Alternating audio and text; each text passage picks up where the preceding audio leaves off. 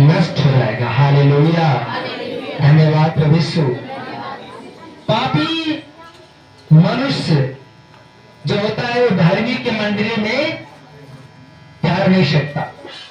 जो पापी लोग हैं वो प्रभु की इस मंडली में नहीं आ सकते। बीड़ी पीने वाले हैं, गलत काम करने वाले हैं, चोरी करने वाले, हत्या करने वाले, व्यभिचार करने वाले, लूटने वाले, मारने वाले, वो कभी भी प्रभु की मंडली में नहीं आ सकते। हालेलुया, आ सकते हैं लेकिन ठहर नहीं सकते, क्योंकि ये प्रभु की धार्मिक की मंडली है। इसमें पापी लोग नहीं ठहर सकते, क्योंकि वो जानेंगे कि हम तो बुरा काम करते हैं, तो नशा तो छोड़ना ही पड़ेगा। यीशु में हो जाएंगे तो नशा तो क्या करना पड़ेगा, छोड़ना पड़ जाएगा। इसलिए वो यहाँ पे रुकने वाले, उनको वहां पे अच्छा लगेगा जहाँ पे नशे मिलते हैं, वहां जा सकता है। हालेलुया, इसलिए वो कहता है कि दुष्ट लोग धर्मी की मंडली में स्थिर नहीं रह सकते, न पापी लोग धर्मियों की मंडली में बैठ सकते। Hallelujah, hallelujah. परंतु दुष्टों का मार्ग नष्ट हो जाएगा। दुष्टों का मार्ग क्या देगा, परमेश्वर दुष्टों का मार्ग को क्या करता है, नष्ट कर देता है। हालेलुया, हालेलुया, धन्यवाद प्रभु यीशु, धन्यवाद प्रभु यीशु, धन्यवाद प्रभु का परमेश्वर। आइए हम दूसरा वचन निकालते हैं। आए और लूका 7 का 11, 7 का 1, 2 वचन है। नया नियम, नया नियम है लूका 7 का 1।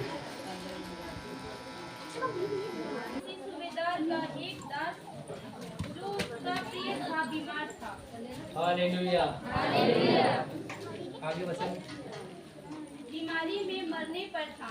उसने यीशु की चर्चा सुनकर यहूदियों के कई पुरनियों को उससे यह विनती करने को उसके पास भेजा कि आकर मेरे दास को चंगा कर। वे यीशु के पास आए और उससे बड़ा विनती करके कहने लगे, वह इस योग्य है कि तू उसके लिए यह कर। हालेलुया, क्योंकि वह हमारी जाति से प्रेम रखता है और उसी ने हमारे आराधनालयों को बनाया। यीशु उनके साथ गया, पर जब वह घर से दूर न था तो सूबेदार ने उसके पास कई मंत्रियों के द्वारा सलाह मांगा, हे प्रभु, दुख न उठा, क्योंकि मैं इस योग्य नहीं हूँ कि तू मेरे छत पे रहे। हालेलुया। इसी कारण मैंने अपने आप को इस योग्य भी नहीं समझा कि तेरे पास आऊं, पर वचन से कह दे तो मेरा सेवक चंगा हो जाएगा। हालेलुया। एक सूबेदार था। बाइबल कहती है जब लोगों से सारी बातें कह चुका तो कफरनहूम में आया। कफरनहूम में आया, वहाँ किसी सूबेदार का एक दास था जो उसका प्रिय था, बीमारी से मरने पे था। उसने यीशु की चर्चा सुनकर यहूदिया के कई पुरनियों को उससे यह विनती करने को उसके पास भेजा कि आकर मेरे दास को चंगा कर दे। वे यीशु के पास आए और उससे बड़ी विनती करके कहने लगे, वह इस योग्य है कि तू उसके लिए यह करे, क्योंकि वह हमारी जाति से प्रेम रखता है और उसी ने हमारे आराधनालय को बनवाया है। यीशु उनके साथ गया, पर जब वह घर से दूर न था तो सूबेदार ने उसके मित्र, हालेलुया, सूबेदार ने उसके पास कई मित्रों के द्वारा कहला भेजा, हे प्रभु, दुख न उठाओ, क्योंकि मैं इस योग्य नहीं कि तू मेरे छत पर ले आए। इसी कारण मैंने अपने आप को इस योग्य भी न समझा कि तेरे पास आऊं, पर वचन कह दे तो मेरा सेवक चंगा हो जाएगा। मैं पराधीन मनुष्य सिपाही मेरे हाथ में है। Hallelujah, hallelujah, hallelujah. सिपाही मेरे हाथ में, और जब मैं एक से कहता हूँ जा तो वह जाता है, और दूसरे से कहता हूँ आ तो वह आता है, और किसी से बात से यह कर तो वह करता है। यह सुनकर यीशु को अचंभा हुआ और उसने मुंह फिर कर उस भीड़ से जो उसके पीछे आ रही थी कहा, मैं तुमसे कहता हूँ मैंने इस्राएल में ऐसा विश्वास नहीं पाया। और भेजे हुए लोगों ने घर लौटकर उस दास को चलना पाया। हालेलुया, हालेलुया, धन्यवाद प्रभु यीशु, धन्यवाद उनका परमेश्वर। कौन गया यीशु मसीह के पास? एक सूबेदार। तो क्या करने गया? गुरु जी मेरे घर में चलिए, मेरा जो दास प्रिय है वो बीमारी से मरने पर है। हालेलुया। उसने यीशु की चर्चा सुनकर यहूदिया से कही, प्रेरियों को उसके लिए विनती करने को उसके पास भेजा कि आकर मेरे दास को चंगा कर। वे यीशु के पास आए और उससे बड़ी विनती करके कहने लगे, वह इस योग्य कि तू उसके लिए करे, क्योंकि वह हमारी जाति से प्रेम रखता है और उसी ने हमारे आराधनालय को बनाया है। यीशु उनके साथ गया। हालेलुया। साथ में गया। जब वह घर में दूर न था तो सूबेदार उसके पास कई मित्रों के द्वारा कला भेजा, हे प्रभु दुख न उठा, क्योंकि मैं इस योग्य भी नहीं कि तू मेरे छत तले आए और वचन कर दे और मेरा सेवक चंगा हो जाए। हालेलुया। उसने कहा कि मैं आपके योग्य भी नहीं हूँ प्रभु, मैं आपके योग्य भी नहीं हूँ कि आप मेरे छत तले आए, वचन कर दे मेरा सेवक चंगा हो जाए। लेकिन हाँ इतना जरूर कहता हूँ कि मेरे पास सैकड़ों सिपाही मेरे हाथ में है। एक से कहता हूँ आ तो आता है, दूसरे से कहता हूँ जा तो वह जाता है, और एक से कहता हूँ यह कर तो यह करता है। बट मैं आपके योग्य भी नहीं कि आप मेरे छत तले आए, वचन कह दे और मेरा सेवक चंगा हो। हालेलुया। इतना बड़ा वो सूबेदार था जो पूरे आराधनालय को उसने बनाया अकेले, फिर भी यीशु मसीह के पास आके कहता है, गुरुवर मैं आपकी योग्य भी नहीं कि आप मेरे छत पर आकर वचन कह दे और मेरा सेवक चंगा हो। लेकिन मैं चाहता हूं कि अगर आप मुख से कह दे तो मेरा विश्वास है कि मेरा सेवक चंगा हो जाएगा। उसने कहा जा, तेरा विश्वास बना है, इसी घड़ी जो मित्र है वो भला चंगा हो गया। और घर जाके देखा कि उसका जो मित्र तो खाट से उठ के चंगा हो। हालेलुया, हालेलुया, धन्यवाद प्रभु यीशु, धन्यवाद प्रभु का परमेश्वर। आपका विश्वास आपके जीवन में चंगाइयां लाता है, खुशियां लाता है, आशीषें देता है। हालेलुया, हालेलुया, धन्यवाद प्रभु यीशु, धन्यवाद प्रभु यीशु, धन्यवाद। उसके पास बैंक का कुछ लोन था तो किसी प्रकार भर नहीं पा रहा था। बार बार उसके पास नोटिस जाती थी कि जल्दी से आप बैंक का कर्जा चुका दो, बैंक का कर्जा चुका दो।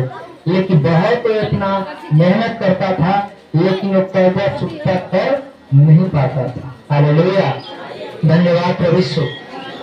वो कर्जा चुकता नहीं कर पाता था। एक बार किसी भाई बहन ने बताया इस कलीसिया के बारे में और यहाँ कलीसिया में आने लगा। जो कलीसिया में आने लगा मेरे भाई और बहनों, वो प्रार्थना करने लगा, प्रभु से विनती निवेदन करने लगा।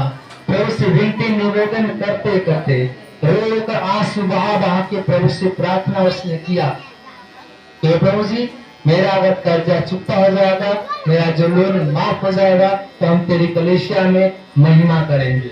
और प्रभु ने 6 महीने आते आते एक बार बैंक मैनेजर ने उसको बुलाया, बोला आपका सारा जो लोन है सब माफ हो गया।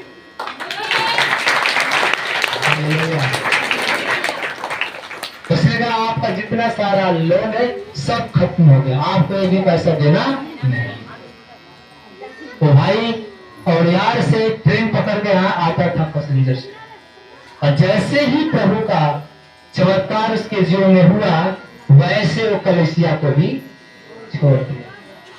Hallelujah, hallelujah. सूबेदार के पास सैकड़ों सिपाही हैं, एक को बुला सकता है, 2 को बुला सकता है, 100 को बुला सकता है, लेकिन यीशु के सामने छोटा बन रहा है कि मैं आपकी योग्य भी नहीं हूं कि आप मेरे छत तले आए और वचन कर दे मेरा मित्र का जो दास तो चंगा हो जाए। जब उसने कहा कि प्रभु मेरे पास चलिए, उसके ऊपर हाथ रख दीजिए, वो चंगा हो जाएगा। तो उन्होंने कहा चल मैं तेरे घर पे आऊंगा। लेकिन उसने कहा कि फिर मैं आपकी योग्य भी नहीं कि आप मेरे छत पे आए, वचन कर दी मेरा सेवक चंगा हो। Hallelujah, hallelujah. जो बड़े खुश नसीब होते हैं कि ब्रदर जी उनके दरवाजे पर चले जाते हैं, अन्यथा कहाँ समय किसके पास है। बहुत भाग्य से ही परमेश्वर बहुत लोगों के घर पे भेजता है। तो ये सोचना कि परमेश्वर जरूर आपके पास कुछ न कुछ योजना लेके गया है। हालेलुया।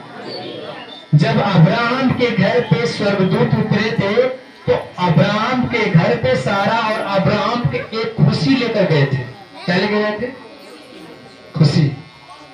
अब्राहम और सारा पति पत्नी थे, वो बूढ़े थे, लेकिन स्वर्गदूतों ने कहा कि हमें परमेश्वर ने आदेश दिया है कि आज हम तेरे घर में रुकेंगे और तेरे घर पर ही भोजन करेंगे, और तेरे घर पे भोजन करके आगे हम सदम अमोरा को जाएंगे, क्योंकि सदम अमोरा का पाप क्या हो गया है? बढ़ चुका है। हमें सदम अमोरा को जलाकर राख करना है, लेकिन आज की रात हम तेरे घर पे ही ठहरेंगे। एक खुशखबरी उसके जीवन में आया। तो अब्राहम परमेश्वर के भय मानने वाला, वचन पे चलने वाला अब्राहम ने कहा कि ये मेरा सौभाग्य है कि आप मेरे दरवाजे पे आए हैं, ये मेरे लिए बहुत सौभाग्य है। स्वर्गदूतों के लिए अब्राहम और सारा मिलकर खाना बनाए, जिसकी कोख सूख गई थी, और सारा की कोख क्या हुई थी? सूख गई थी। और अब्राहम बूढ़ा हो गया था। अब सोच लीजिए कि अब्राहम को 99 साल तो सारा की 90 साल। उस कौम से क्या औलाद पैदा हो सकता है? मनुष्य तो कहेगा नहीं हो सकता है, लेकिन जो मनुष्य से हो नहीं सकता है परमेश्वर से हो सकता है। जो मनुष्य से होगा वो परमेश्वर से हो सकता है। हालेलुया। सुखी कौम से ही परमेश्वर औलाद को उत्पन्न कर सकता है। प्रभु ने कहा मैं चाहूं तो पत्थर से भी संतान को उत्पन्न कर सकता हूं। मैं चाहूं तो अपने बच्चे के पानी पीने के लिए चट्टान से भी फव्वारे निकाल सकते हो। परमेश्वर क्या नहीं कर सकता। बस आप उनके विश्वास में बने रहो, वो आपके जीवन में बड़े बड़े काम करके दिखाएगा आपकी आंखों के सामने। हालेलुया। जब स्वर्गदूत ने कहा कि हे अब्राहम आज हम तेरे घर पे ही रुकेंगे और सुबह हम सदोम को जाएंगे, अब्राहम उनकी सेवा किया। पति पत्नी मिलकर वहां पर उन्होंने सेवा किया। तब स्वर्गदूत ने कहा तेरी पत्नी सारा को बुलाओ। हालेलुया। जब वो भोजन करके उठ के जाने लगे तब स्वर्गदूत ने कहा अपनी पत्नी सारा को बुलाओ, क्योंकि देख हम जब बसंत ऋतु में आएंगे तो तेरे पत्नी के गोद में एक बेटा हम खेलते पाएंगे। अरे बात उसने सुना और सारा मुस्कुरा उठी। ये बात क्या सत्य हो सकती है? वो विश्वास ही नहीं कर रहे थे, मुस्कुराने लगे। मैं बूढ़ी हो गई, क्या मुझसे औलाद हो सकता है? क्या मैं कभी मां बन सकती हूँ?